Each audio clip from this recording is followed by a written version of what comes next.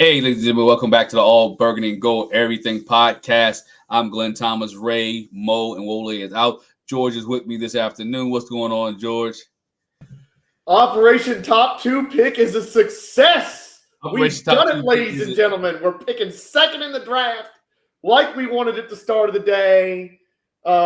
Sunshine and rainbows from here, my friends. Sunshine and rainbows. Yeah, you don't know what George means. He meant that the Washington Commanders fell to the Dallas Cowboys 38-10 today at FedEx Field. The last game for Ron Rivera. Before we get there, do me a favor. Make sure you subscribe to our podcast on Spotify, Apple Podcasts, and Google Play. Search All Burgundy and Gold Everything. Also, tweet us at ABG_everything. Hit us up on IG at ABG_everything. And like our All Burgundy and Gold Facebook page as well. If you're watching this on YouTube, make sure you hit the subscribe button and that bell notification. Let's get into this game, George. George, what was your thoughts of the Washington Commanders coming out? They came out a little bit exciting today. EB opened up the playbook, the trick plays. I was always told when you see teams doing a lot of trick plays, they mean they're a desperate football team. But nonetheless, they opened up the plays when they would go down the field, but could not punch it into the end zone. Several times, the Washington Commanders could have had a decent-sized lead in this game, but was unable to punch it to the end zone. What did you see today in the first half that say, you know what, EB did a decent job play calling wise? I mean, isn't this exactly the way the 49ers game was? You know, Washington came out with more energy than we thought. They were making some plays we didn't expect. I mean, I think the last time they blocked the field goal was the famous block against Dallas that Sean Taylor returned, and then they ended up kicking the winning field goal. I can't remember the last time they blocked a field goal other than that. And you thought, okay, they're showing that, you know, and EB's like, I'm trying to get a head coaching job, so let me pull out the fun stuff today. Although couldn't get Terry the ball to get him over 1,000 until the very end. That became a big thing on social media in the last 20 minutes. I don't know how I quite how I feel about that, to be honest. We can go into that later. But yeah. I mean, the energy was there, but I always felt like it's like eventually this is good. Normal service is going to resume, and Dallas is going to get control of this game, and that's exactly what happened. Yeah, Dallas took control of this football game, and when they took the full control of the football game, CeeDee Lamb, and they never looked back, right? Dak Prescott, CeeDee Lamb, it seemed like you knew that Dallas was going to move the ball down the field eventually, right? That this defense wasn't going to hold up, that the that they were going to break down some eventually. And that's what happened. Washington broke down, and Dallas started to eat up the secondary, right? CeeDee Lamb had over 100 yards today receiving. Dak Prescott looked like he was the MVP of the league, 32 touchdowns this year. Again, this team has a lot of needs, and we talk about the needs of this Washington Commanders team. It is a lot of needs, and I saw a lot of needs today. What I'll tell you one thing, though, Ron Rivera did not should have played Quan Martin a little bit earlier in the season because Quan Martin was all over the place today, and Quan Martin can play football. I don't care what anybody else. Quan Martin can play football, and if Quan Martin showed you today he can tackle, he can run, he can pass, he can play football. Quan Martin, that pick right there was a decent pick, and they finally let him play, right? He played. I mean, he'd been playing towards the end of the year, but he played much more in the last couple of weeks, and he stood up today, especially in the first half, and said, you know what? He belongs in this league. Isn't that like last year with Chris Paul at guard and Sam Howell at quarterback? And we were sitting here a year ago saying, why in the hell didn't these guys play sooner? Right. I mean, you know, it just there are so many different things you can sum this coaching staff up with about. That's just one of them. It's so ludicrous. I mean, you know, we were kind of hard on Quan Martin early in the year, but you're right. You know, out of everybody on that field today, Quan Martin was clearly the best player for Washington.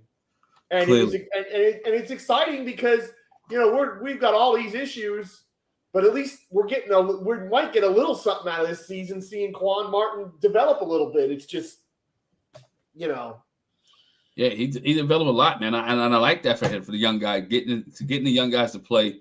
You saw a lot of the young guys play that we hadn't seen play. Exactly, Mark. I'm gonna give it to Mark. Quan Martin played the game. I'll give it to him early. Quan Martin was the play of the game. And if Wole was here, Wole would say, you know what? Should have played that dude early. And I totally agree. Quan Martin should have played much earlier in the year because Quan Martin definitely showed out today. He definitely showed out. Not only did Quan Martin show out today, Khaleke Hudson showed up today. Khaleke Hudson, when they let him play, he got better and better each week, right? But they didn't want to experiment with Khaleke Hudson, and it took Jamin Davis to get hurt for Khaleke Hudson to be able to get all these reps, right? Cody Barton is not the guy. No. Like Khaleke Hudson, you got an athletic guy. Jabril Cox could have played. You had all these players who were very athletic and talented. Look at the San Francisco 49er linebackers. They're athletic. They're talented. They can move, right? Cody Barton couldn't move. He couldn't move whatsoever. And what's the Mayo? My goodness, Mayo today. I mean, slant stick was thrown on Mayo today, right behind the linebacker spot. It's like you have to put the athletes on the field in order to win. If they partially know the playbook, put the athletes on the field. I don't care how much you're paying. You're only paying. I don't care how much you're paying Cody Barton. $3.5 million. Guess what? $3.5 million. He's not getting the job done. 1 year deal for $3.5 million. You wasted $3.5 million on Cody Barton. And the thing for me was coming out of halftime, and they throw that pass to Pollard that he drops in the backfield, and it would have been a huge gainer because, of course, where were our linebackers? And the guy called the same stinking play with Dowdle, and he gets 25 yards, and it's like, that's when you know your linebacking core is the worst. Worse. They called the same play twice because the guy dropped it the first time, and they get a big gainer. And it's like, it's so laughable how bad these linebackers were this year. And you couldn't put Khaleke Hudson on the field, like you said, or Jabril Cox. That's a joke. That's a coach that is too stubborn, too set in his ways. And I'll use the word that I heard other people use about him, and it's right, too arrogant.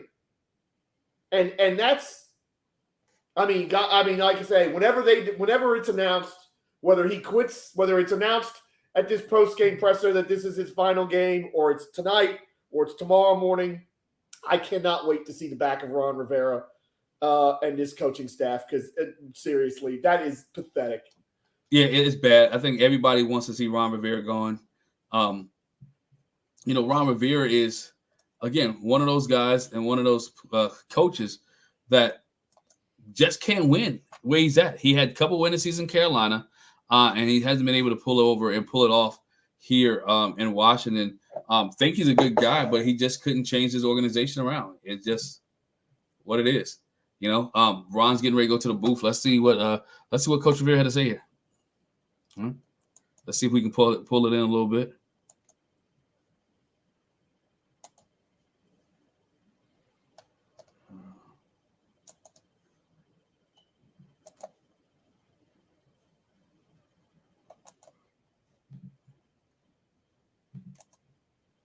Well, disappointed in the way we played in the second half.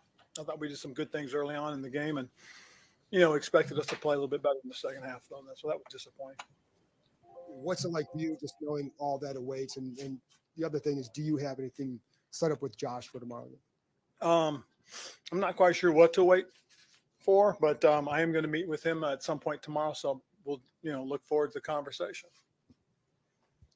What was your talk to the team about after the game? Well, we met just as coaches and players, and for the most part, just thanked them. Another game for Sam. Based on the overall season, what did you kind of make of what he was able to show you? Well, the unfortunate part is the hard part is, we started well, did some good things. I thought offensively they moved the ball, they ran the ball. Scored early and but as it got away from us in terms of the score, it becomes difficult where, you put so much on the quarterback to make something happen. And, kind of that's a little bit what it's been like the last 7 weeks for Sam. It's been tough. It's been tough sledding, but he's handled it very well. You see certain talents, some certain abilities, but, overall we just got to grow and just got to be better. With how this season's gone, is there any part of you that would like just some finality to know what the future is? Well, we'll see tomorrow. But you wouldn't want it sooner? Talk tonight or talk in the morning? We'll see it tomorrow. In a game like this, obviously, as you said, you don't know what's coming tomorrow. But is there any moment on the game that you kind of take a step back and soak it all in and just kind of reflect it all during the game, or are you too focused on what's? No, we're going on? focused on the game, but there was some excitement early on. We blocked the kick and got it down inside, and then scored. It's one of those things that you get real excited, real fired up about, and just kind of felt, man, this is what we can do. We just got to do it consistently. Again, not knowing what's going to happen the next 12 hours, walking off that field. Any reflection there? I mean, not knowing what's Not really. next. Again, there's only so much I can control, and so when we get an opportunity to visit tomorrow, we'll have a conversation and go from there. How about this team going forward? Obviously, this year didn't work out. Why should fans be optimistic about kind of the pieces that are in place going forward? Well, I think there's enough quality young players in that room. I really do. But I will say one thing is that, with what Mr. Harris is doing with this group of investors coming in and really, spending the time, the effort, the money to do things the right way, and that's one of the pluses and one of the positives. It's a very passionate fan base and their expectations are big. And I think these are the kind of people that can come in and lead that. And so this is what I think they should be excited about, is because I really do. I mean, you're going to go through some hard times. It ain't going to be easy. That's just the way it is. And this was not one of those easy times.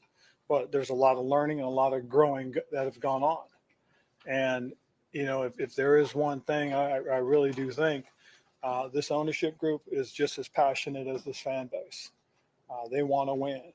And that's something that was always made clear to me, and one thing that Mr. Harris has always stood by. And so I got a lot of respect for that.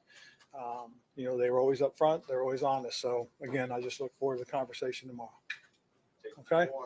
Coach, the trick plays and going forward on fourth down early in the game, especially, how much of that was trying to get on top of arguably the best team? Absolutely trying to get on top. The last week of the season. That's exactly just trying to get on top. When you play a team that scores like they do, you've got to score early, and you've got to be able to withstand, their scoring barrages. And we struggled with that. We didn't do as well a job as we would like to. Last one. Ron, where do you think this season got away from you as a team? Going back and looking at the self scout and just looking at how certain numbers started to show up. And I honestly would have to say it was probably the first Philadelphia game. After that, there was a little bit of a stretch where there were some things that, looking at it analytically, that pointed in the wrong direction. And then once we got past New England, we just never really bounced back.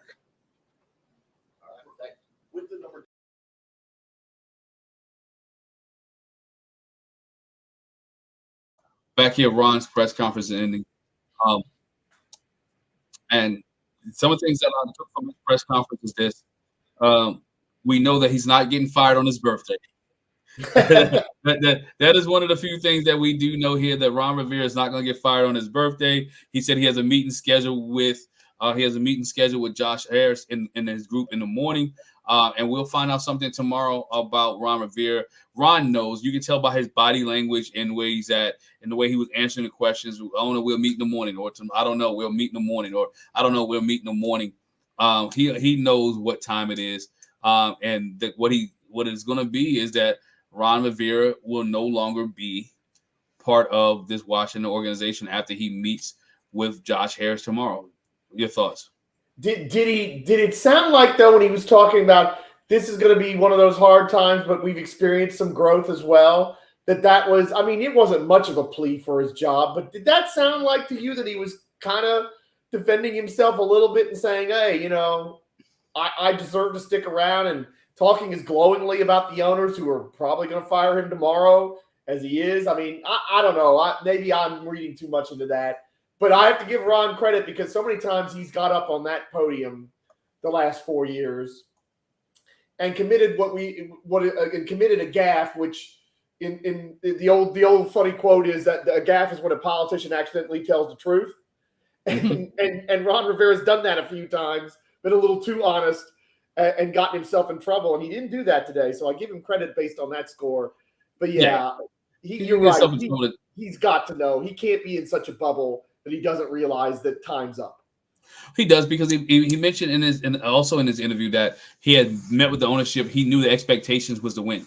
This ownership wants him to win, and so when you know the expectation of the ownership or your boss is to produce, and you don't produce, and you have a meeting with them, guess what? It is time for you as a person. It's time for you as a manager of this team, a leader of this team, to go away. I was surprised at the answer that he said. The first Philly game is where he knew that this team has got away from him, right? He said after that was surprising to me because that was early on in the season, right? That you knew that this team has gotten away from you early on in the season after the first Philly game. And if I'm not mistaken, the first Philly game, wasn't that week 4? I think that's correct. I'm going to actually look it up now, but that is a funny thing for him to say because that was a really good performance where quite arguably Ron Rivera lost them the game. You know, not going for 2 when they get that touchdown on the last play of regulation where they could have won the game. And then, you know, that pass that could have been a catch to McLaurin was an unbelievable throw, but it wasn't because his foot was on top of the guy's arm and all that kind of stuff. And then, isn't that when Josh Dotson was out of bounds? Well, or he missed it? I mean, that was it Dotson that was it's a play where Dotson catches a touchdown right at the end of the game. So that's week 4. Week 4. Dotson catches a touchdown right at the end. Instead of going for 2, which they absolutely should have done. They had momentum. Especially because they had a game Thursday night. So why would you play another overtime? Why would you play overtime when you got a game Thursday night and he knew that and he didn't go for it? And then they had to play where the ball it was a great deep throw. I thought it was to McLaurin, but it might have been Dotson. And the guy's foot was on top of the Philly player's arm, so they said it wasn't a catch. Wasn't a catch. That is week 4, where they should have. Week 4, and so you're a head NFL coach at this time going into week 4. You are 2-1. Yeah, you beat Arizona.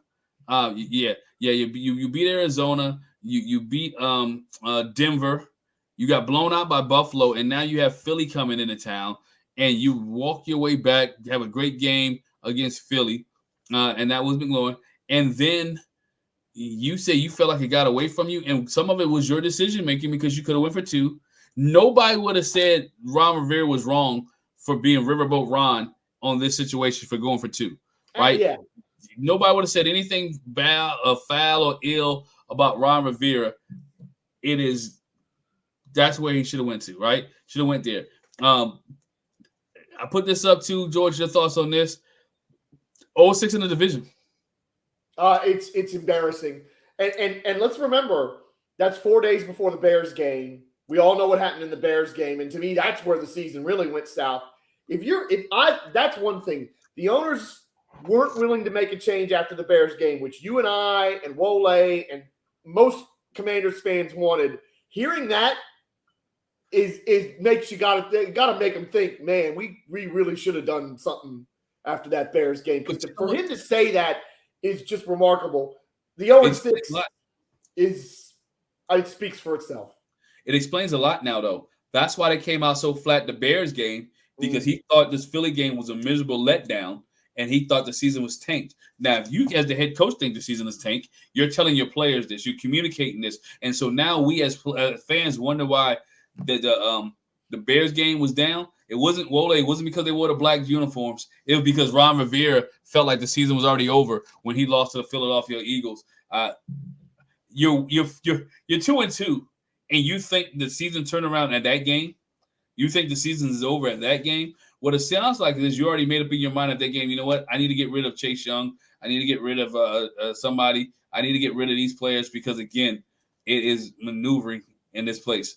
And let's suppose he meant let's just assume for the moment that he's misspoken again, and he meant the second Eagles game. Well, the second Eagles game was a decent effort, even though they lost 38-31, and the last touchdown was kind of garbage time.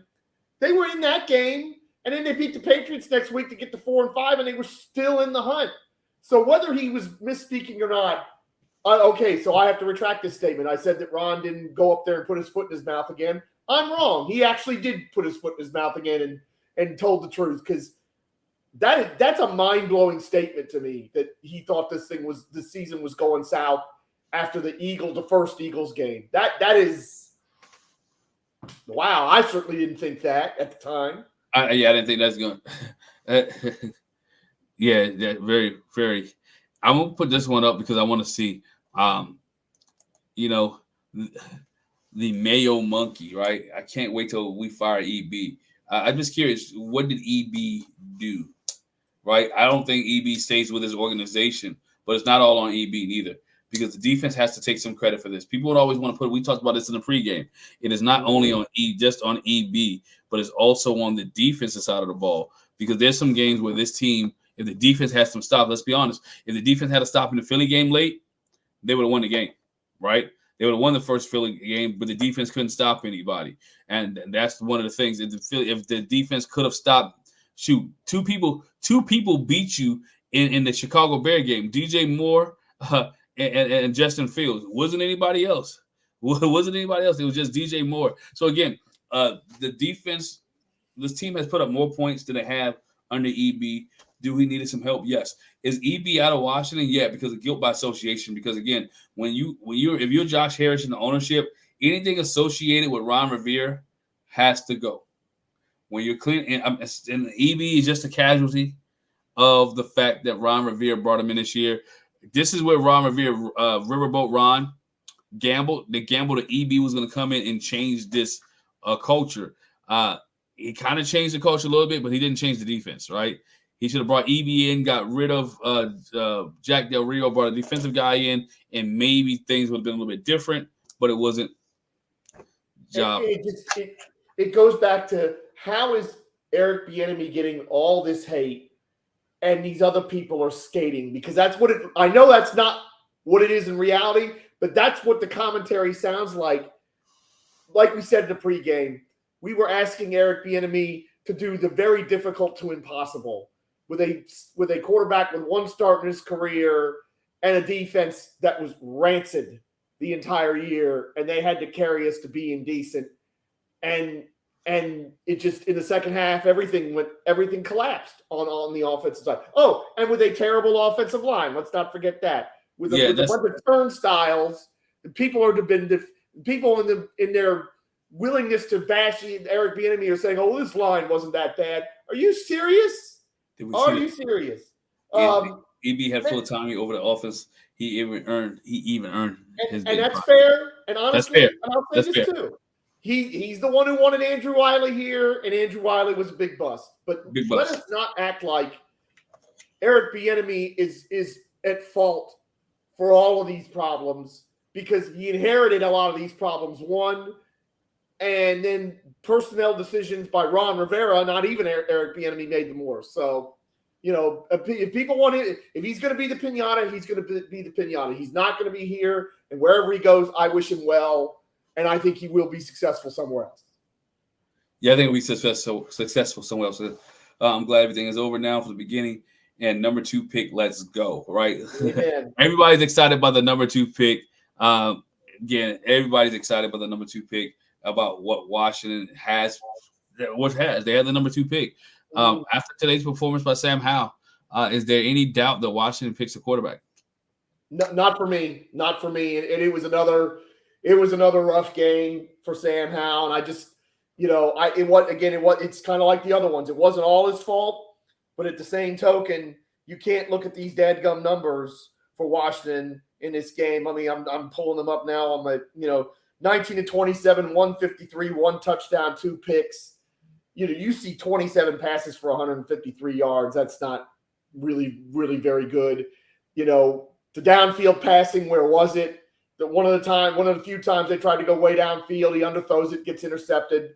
It's stinking Deron Bland with another damn interception, which is just terrible. But I'm gonna put Woley's comment up here. The one that Sam threw and understand was a gadget play. Terry McLaurin was open for a touchdown. He underthrew that. How you underthrow the trick play, right? Drop it over the head of Gilmore, and Terry McLaurin walks into the end zone. Crowd excited. Everybody moves. Woley said Washington can't lose with Mayo Williams. It's going to be glorious. I can't wait for the offseason. Offseason in Washington is going to be lit, because this organization is going to make it lit. It's going to keep fan base around, keep podcasts like ours keep going throughout the offseason, because it's going to be something each and every week with his team. And guess what? I like the fact that it's gonna be something each and every week, and it's not gonna be scandals, right? It's not gonna be who's sleeping with this person, who's doing that. Normal football matters, thank God. It's gonna be normal football matters, and that's what it's gonna be about. I do think EB lands another place. I want to say EB. It could be Atlanta. I like to see EB. Truth be told, I like to see EB in Carolina. Right. I think EB in Carolina will be a good place for him. I think that will be the place where it will be more beneficial. There's a I like the Carolina thing too for this reason. There's a market, and there's a roster of players that might actually take the EB's coaching, because what choice do they have? They were 2-15 this year, and Bryce Young. I mean, I feel sorry for him because people are, because of the fact that C.J. Stroud's been so great. Oh, Bryce Young, he's a failure, he's a bust, and this and that. That was a disaster, and my only concern for Eric Bieniemy is David Tepper going to give him the support by A, giving him a really good front office, and B, leaving them the blankety blank alone so that they can do what they need to do to help Bryce Young and to turn that franchise around. But yeah, that's a place that's a quarterback that needs a guy like Eric Bieniemy, I think, badly. It does, but I agree. Tapper probably won't let him see. He's the same guy who let Steve Wilkes walk. Oh, yeah, yes, he did. That's true. So he's the same guy who let Steve Wilkes walk. Sometimes you look at owners like, do you want to win in your position? Do you want to win where you're at? Right? Do you want to win? And I think quality coaches, Steve Wilkes and EB, has kind of come from the same mold, tough nose. This is how we're going to do it. We're going to grind it out. You're going to do it my way. Steve Wilkes was a guy, I forgot who the receiver was. He cut him in the middle of the season. He cut him when he took the job over. Yeah. And they say, look, by the way, you're suspended. Go home. Do what you need to do. That's what organizations need. I think that's what Washington needs, much more than a young, flashy type coach. But we'll see. Keith says this on YouTube. Owner paid $6 billion not to lose, but to win. Big change coming. Oh, big change is definitely coming. Yes. Thank you, Ole. It was Anderson. He let Anderson walk in the middle. Right. He let Anderson go in the middle of the season. And Anderson go. And so that's the type of guy that you want in Carolina. Again, a guy who has no nonsense. Can you mean how many players from Washington could have walked or could have been released? I wish names of the players who didn't want EB in Washington would come out. Those who thought he was too tough. I want to see who they can follow. They can follow him out the door then, because who they are. Can't have players like that in this town anymore. I want to address what Keith Udall said to say this, because he's right about you don't pay this kind of money to have a bad football team and big changes coming. But remember what Josh Harris said. He said there are no shortcuts to being good. It's like you can be a shortcut to being mediocre, but to being a really great team and to being sustainably great. And he should know it better than anybody with what we saw with the 76ers in the trust the process era. There aren't any shortcuts here. So here, what I would say to Keith Ewell and everybody else that's watching this is going to be a big offseason. There's going to be a lot of, there's going to be a new this, that, and the other. There are going to be some big free agent signings, and everybody's going to want to get excited and say, man, we're going to turn it around right away. This could be a 5 or 6 win team again next year. And maybe it won't be as bad in the sense that they'll be in a lot more games. They'll be a lot more competitive.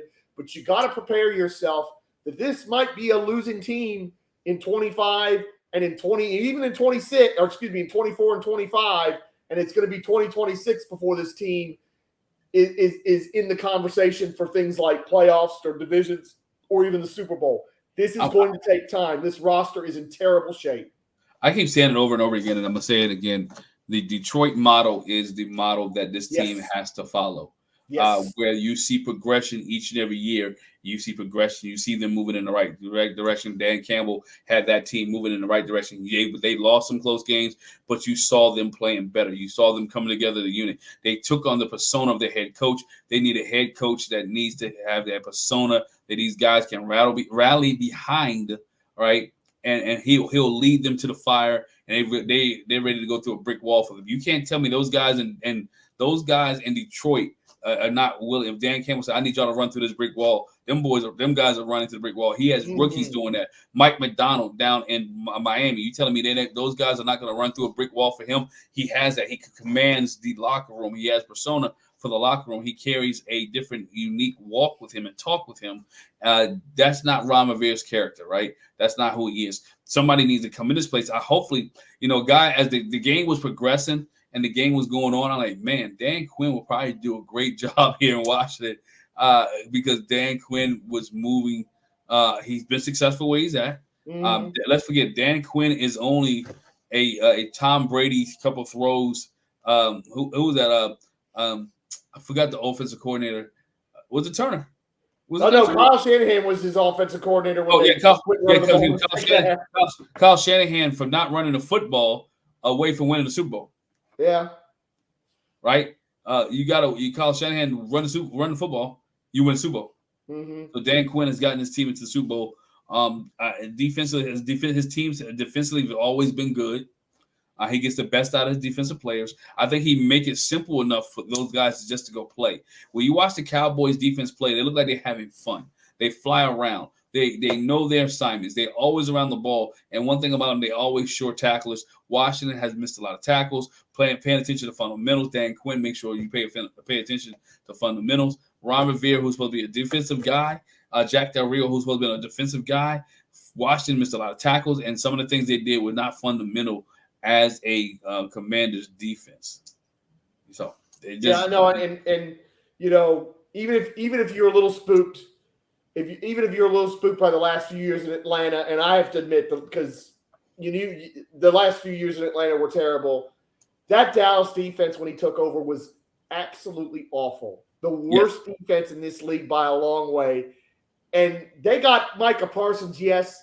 But they didn't have a whole lot of new personnel, and he turned it around with a lot of the same players. So I wasn't loving that at first when people were talking about Dan Quinn, but the more I've thought about it, the more I agree with you, Glenn. I think he would be a good candidate and somebody to look at when this job comes open tomorrow, as we expect it to. Yeah, this job is definitely coming open tomorrow, and we'll just see where it goes. See if how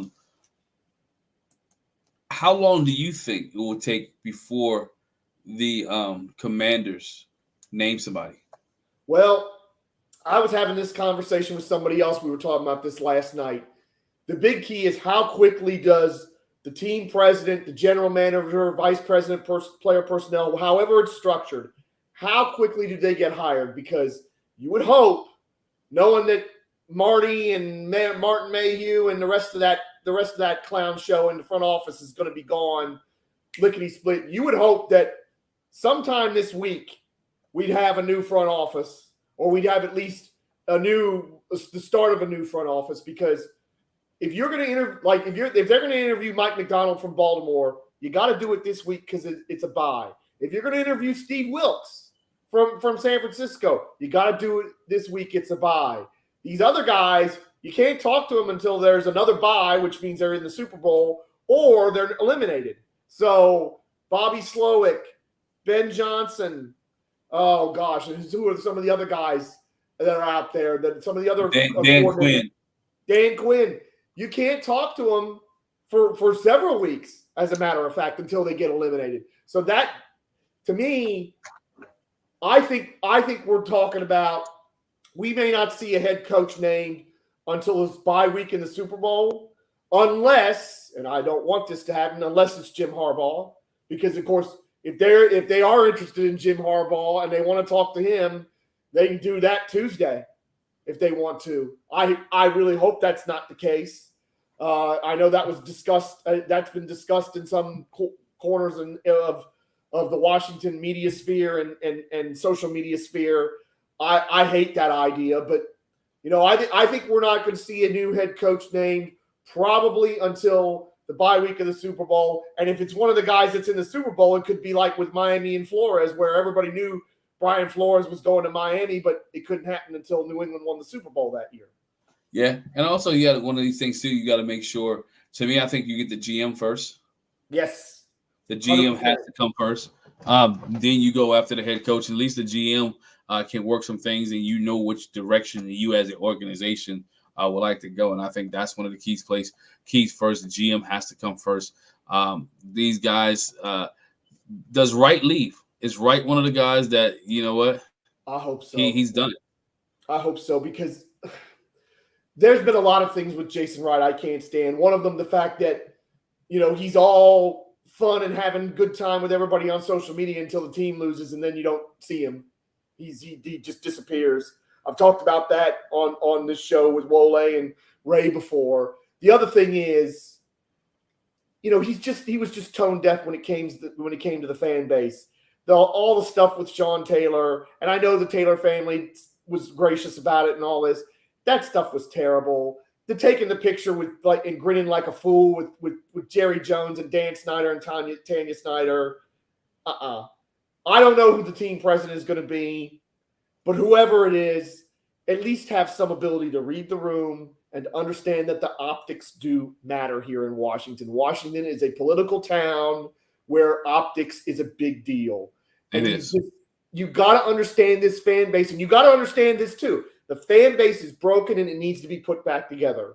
A new name, whether it's whatever it is part of that, in my opinion, because the name they've got now stinks. But dealing with all the bad stuff that happened before, all the promises that were made and not kept, that's the biggest thing for me. A new team president has got to work on that. Is like, go back and look at some of the promises that Dan Snyder and this regime has made and not even tried to keep. Start keeping them. Right. So, that for me, everybody's got to go. I don't want to see Jason Wright here anymore. He was tone deaf and didn't understand his fan base and made so many mistakes. And the whole, being on social media and then disappearing when they lose is just, that doesn't cut it for me. If you're going to do that, don't be on social media at all talking to people. Yeah. I think that's one of the issues. If you can't do it, don't do it right. You have to be able to break it down. I think the whole organization needs to change. You take everybody out, kick every Jason Wright included. Everybody has to go. Mm. And I think they will. And look, that's the other thing. The other problem we've had is because certain people have been retained through several different administrations. That's where you get all these leaks out of the organization and people taking shots at players and coaches unnamed and that sort of thing. No more of that. So you got to have, this organization has to be unified, front office, coaching staff, scouting staff, everyone, so that, whatever quarterback they take at 2 or 1 or 3 or whatever it is in late April, early May, there's not going to be any of that stuff. None of it. We're not going to have people saying, saying terrible stuff about, like they did about Dwayne Haskins, like they did about Robert Griffin III, stuff about Chase Young and all these other things we've seen. That's got to come to an end. It has to. This organization has a lot of leaks, a lot of things. We should have never knew that the players were tied to Eric Bieniemy, right? We should have never known that. We should have never known that players that thought Eric Bieniemy was too tough, right? That stuff, some of that stuff is stuff that you keep in house, stuff that you keep where you're at. But we learned that stuff. We found out about that stuff, and I think that was one of the problems with the organization. Keep things in house. Ron Rivera, there was a lot of leaks in his organization. There was a lot of favoritism. We know what Ron was a loyalist to the end in his organization, a loyalist to Scott Turner until he had to get ready to fire, until he had to fire him. It became to the point either with Scott Turner or it was going to be Ron Rivera. And that's when Ron Rivera has only been able to get rid of people when it comes down to that point.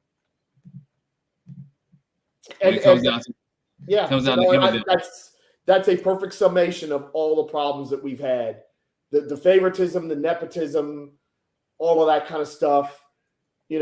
Keeping Jack too long, keeping Scott Turner too long, keeping players in that are clearly not able to do the job, the Cody Bartons of the world and different guys like that.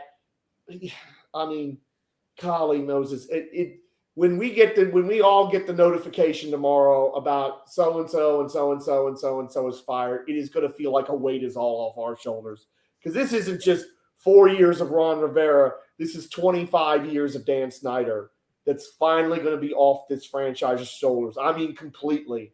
It may go on Josh Harris's record. This really was the last year of Dan Snyder, and now that era is going to be over. It's over now, essentially, and it'll be official tomorrow morning, midday, whenever it is, when we have the press conferences. It is. Your thoughts? What do you think happens to Sam Howell?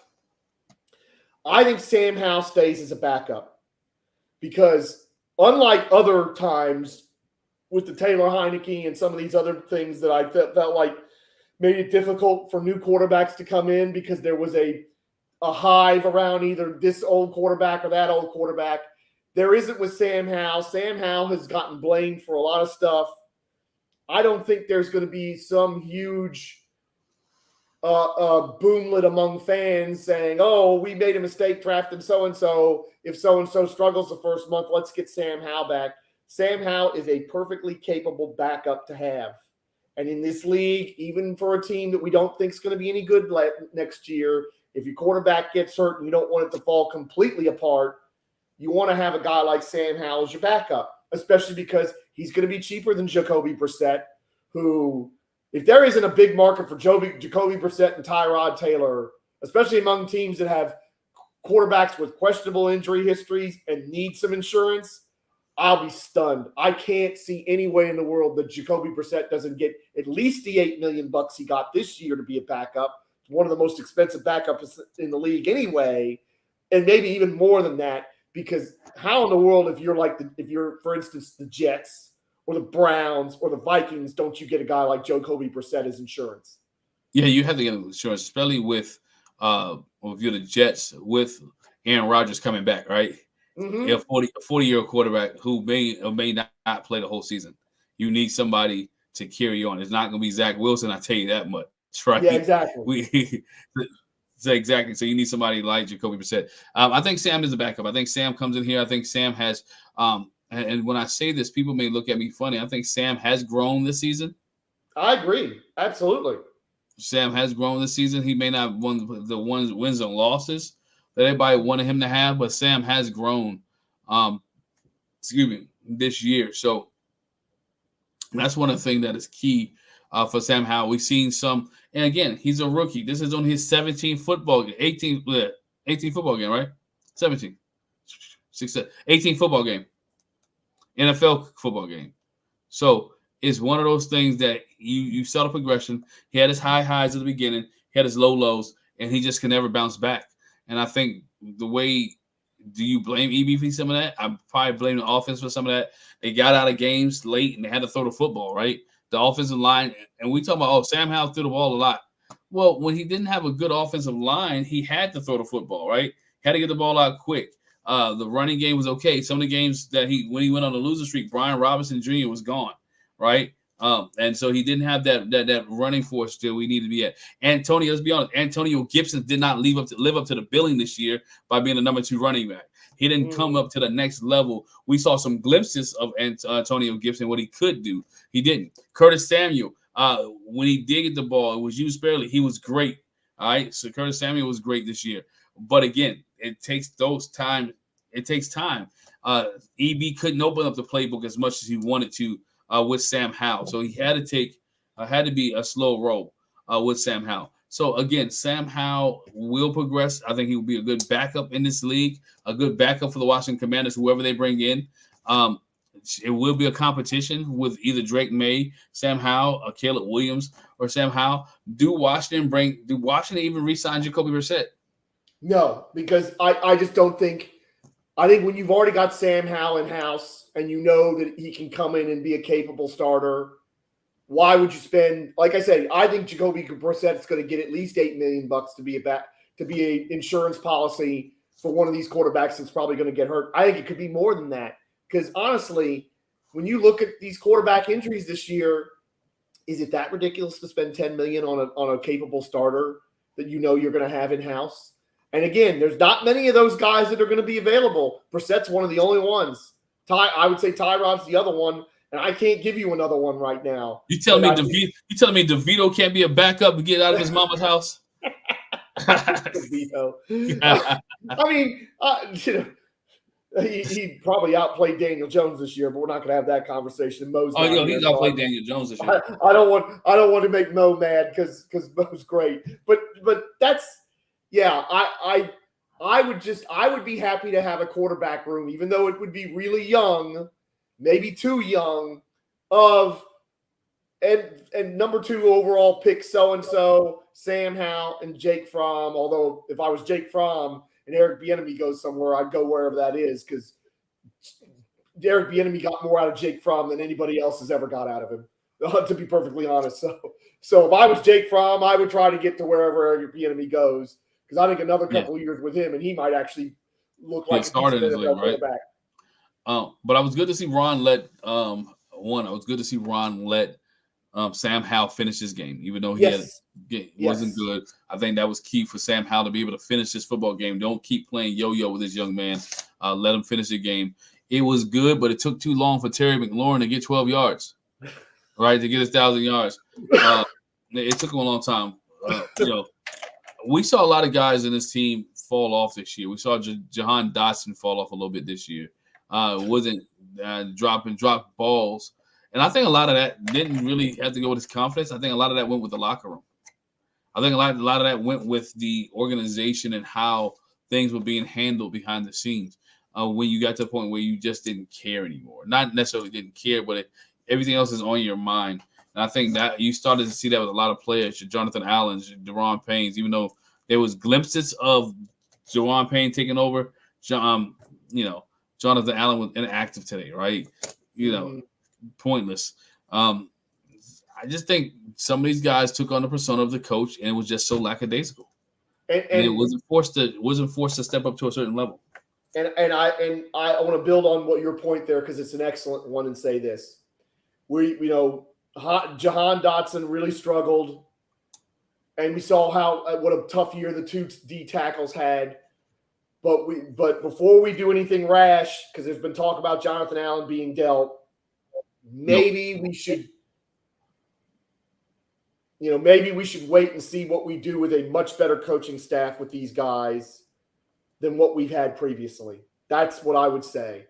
Maybe we should just, not everybody, but we can hold on a lot of these players, because we can say now we're going to have a way better coaching staff in here than we've had before. And maybe these players will bounce back as a result. Yeah, and Jonathan Allen wasn't 100% healthy this season either. Yes. And there was some questions. A lot of been questions about his health from the beginning of the season. Was he 100%? And he was playing hurt. And then when you do not have when you don't have not only Jonathan Allen, when we get rid of Sam Howell, when we get rid of Chase Young, and when you get rid of Montez Sweat, it creates a bigger problem on those guys in the middle. Yes, that's absolutely true. And again, I don't know who said it, but whoever sat here and said Chase Young was addition by subtraction, I hope that person's getting fired tomorrow. I really hope that person's getting fired tomorrow, because that certainly was not the case. And I don't know if it ended up so, but I think Montez Sweat has ended up making NFL history. He might have led 2 different teams in sacks in the same year, which is pretty remarkable when you think about it. Right. But again, we weren't going to pay Montez Sweat that money, so that was a good deal for everybody. And you like deals that are win-win, and that was a win-win for him, and it was a win-win for us getting a second-round pick. It is. They got picks where they can get better. Because he felt like he didn't want to be here neither, and he said that in his when they asked him about the culture, he didn't want to be here because he didn't like the losing culture, and how people he goes back to what Ron said, after players were ready to check out. Yep. And he, of course, he said that when they were asking him about the locker room in Chicago, and said, well, the coaches kept it together here, unlike where I was before. And that was terrible, right? that Eagles comment is just I can't get it out of my mind. It's like you said, it explains everything, doesn't it? It explains everything. Ron Rivera built. I think he put so much on that Eagles game, and when it didn't come through, it's like when the guy who bets his whole house on the game or bets his whole house at the card table, and when it doesn't work out, he like, dang, I can't make it. You know what I'm saying? Mm-hmm. Absolutely. What am I supposed to do? I can't go back home. Yeah, no, I think Glenn's absolutely right about that. It's just it's like, and the thing is, I've been looking through social media as we've been doing this show, and I'm surprised there hasn't been a big deal about it. Maybe I need to look further. That's just a stunning statement. You thought this thing was going wrong after the first Eagles game when you got a touchdown at the last play of the game to go to overtime, and you could have maybe won the game. You weren't that far away from winning it. Absolutely stunning. So, we now hit the offseason here. We finished this game. Thank goodness we finished this horrible season. I know it's going to sound terrible, but I won't lie to you. I wanted to see Ron Rivera finish with a losing streak like this. I wanted to see it really badly because, to me, that's what he deserved. He built this mess. And him saying some of the things Wole always talked about it and others on YouTube have talked about it when Ron was saying, I found us a quarterback, send me my ring, that kind of nonsense. Yes, it's terrible that they've lost 8 games in a row. They've gone 0-6 in the division. It's awful, but it's also deserved. That front office deserves it. That coach deserves it. The people, the remnants of Dan Snyder's organization deserve it. They deserve it. Now, Keith Ewell, that's interesting because he says, I think Washington's going to turn around and people are going to be surprised. Again, it could happen. You can look at Houston and say, yes. Look at how bad Houston was last year. And DeMeco Ryans and C.J. Stroud with not the most talented roster out there, despite injuries and everything else. Because C.J. Stroud missed some games. They lost Tank Dell, broke his leg, the poor kid. And here they are. They just won the AFC South, and they're going to get a home playoff game. Nobody had that at the start of the year. So if you're talking about it can turn around in 1 year, it could. I mean, I can't sit here and say it's impossible.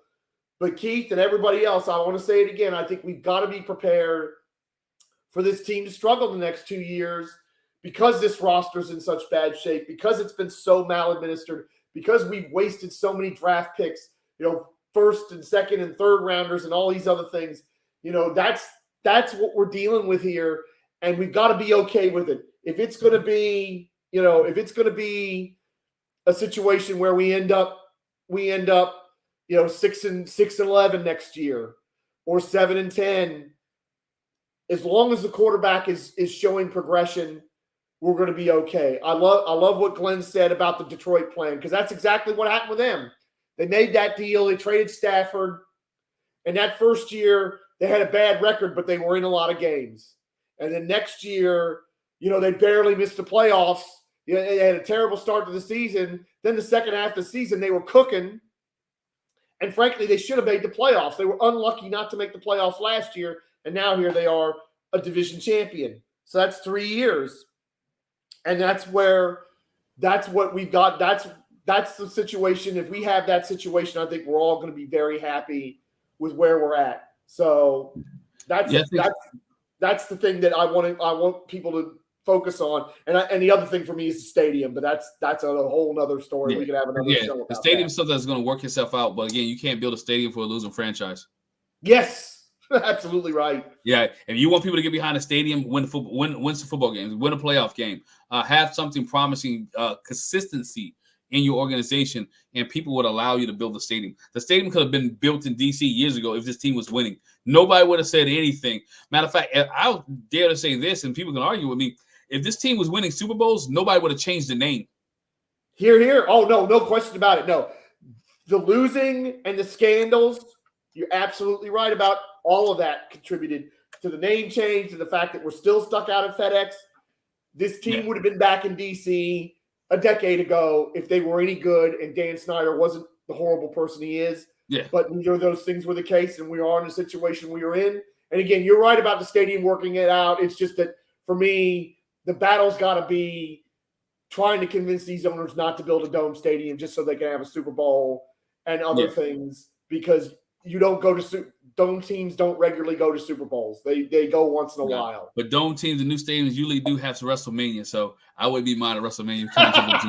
I'm just gonna say it like that. They new stadiums usually get WrestleMania, so but it makes it close. But before I got cut off or my computer went off, we were talking about the Philadelphia game and Ron Rivera's comment again. And I don't know if you guys heard. The comment was Ron really meant the first game. What was he thinking? Was he smoking? Because everybody in media and on podcasts were saying after the Philly game, the Washington Commanders had the opportunity to go on a 5-game winning streak.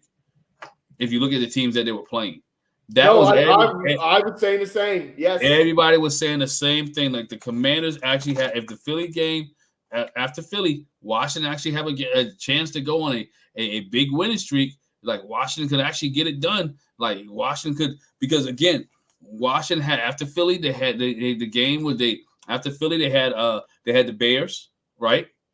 They had the Bears after the Philly game. They could have easily, they lost. They went out and just stunk up the place against the Bears. Totally stunk up the place against the Bears. And then after the Bears, they went down to they went down to the Falcons. They won the Falcon game, right?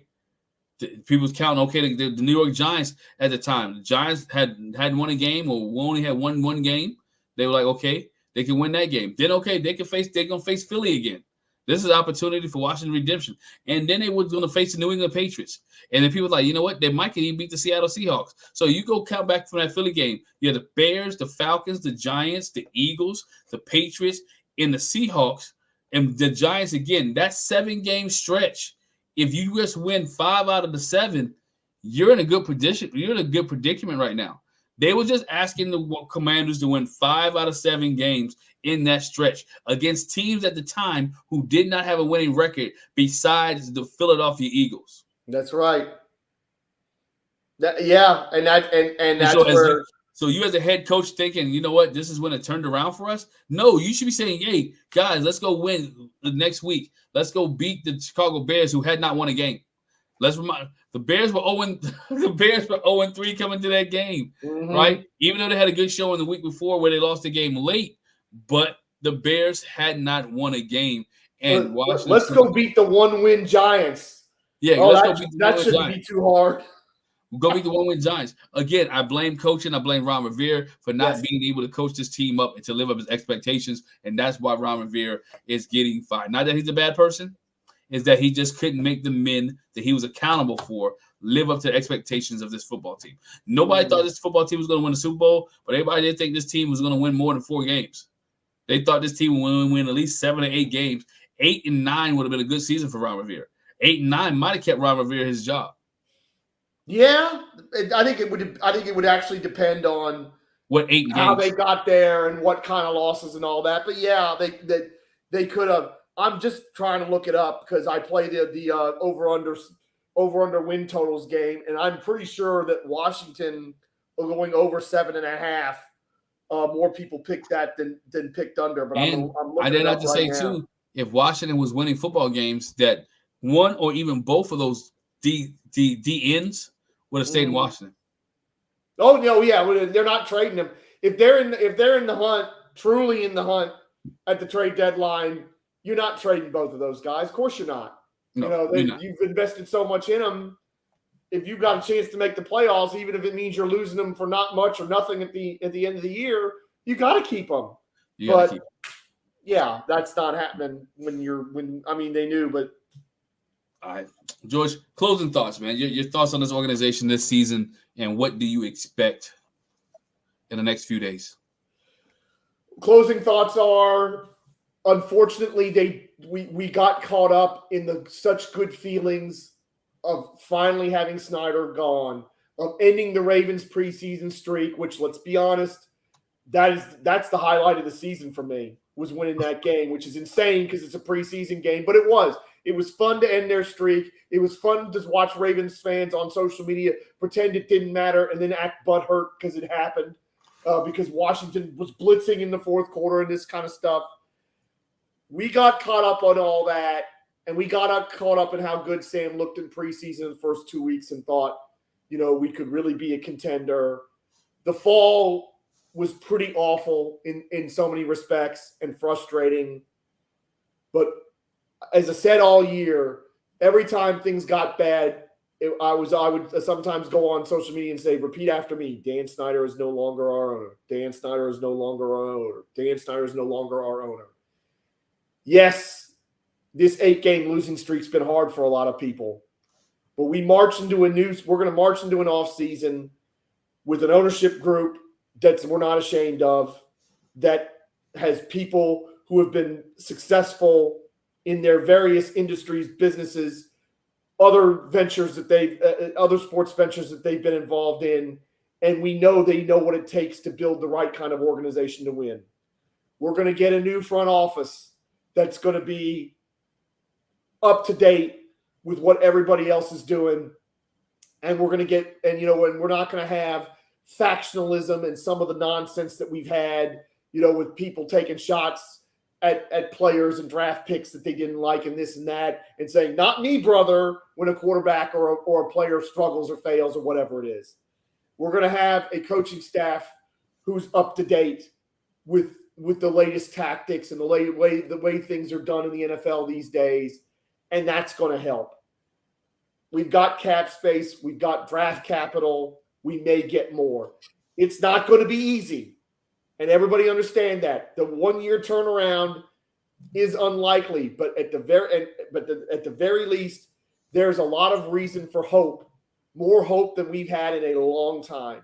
So yes, this season was tough and unsuccessful in so many respects, but in that key respect, we have a lot to look forward to, and that's very rarely been the case as a Washington fan in the Snyder era and now post-Snyder era. Yeah, I think this last offseason was exciting because we knew it was getting new ownership. This offseason is exciting to see what the ownership does and see how the ownership puts this team back on the map. And if this ownership can do what he did in Philadelphia, allow us to trust the process, right? And allow us to trust the process and see where the process is going. I think this fan base wants to see where the process goes and how it goes to the next level. I think this fan base wants to see if the Washington Commanders can turn this thing around, who the new head coach will be, who the new GM will be, and can they change the culture? Is the foundation of this organization is good? Can the culture change that allows this team to improve upon what they've done and no longer be the laughing stock of the league? Because the last few years, this Washington Commanders team has been the laughing stock, and those teams that used to be the laughing stock has surmounted and have passed the Washington Commanders, i.e. the Cleveland Browns, i.e. the Detroit Lions, right? The Los Angeles Rams. Houston Texans. We may not be a winner next year, but DeMeco Ryans changed that culture in 1 year. He changed the culture again. And if he ain't the coach of the year, they shouldn't have it. Honestly, if he ain't the coach of the year, they shouldn't have it. He should have. Well, I'm gonna go off air and say why a lot of reasons he won't be coach of the year. But he got my vote. Not that I have a vote. He got my vote too. But again, we'll see how things go on from here. George, man, it's been a great season for us to converse about the Washington Commanders. We have not gone yet, but before we get out of here, make sure you subscribe to all our social media channels: Instagram, Twitter, Facebook, all ABG_everything. Make sure you lock us in. If you're watching us on YouTube, make sure you hit the subscribe button, that bell notification, so you miss any of our shows. Once again, we appreciate you. Thanks for rocking with us. Hey, Commanders fans, hang on in there. It gets better tomorrow. Yes. It gets better. Just hold the faith just a little bit longer. It gets better tomorrow. Good night.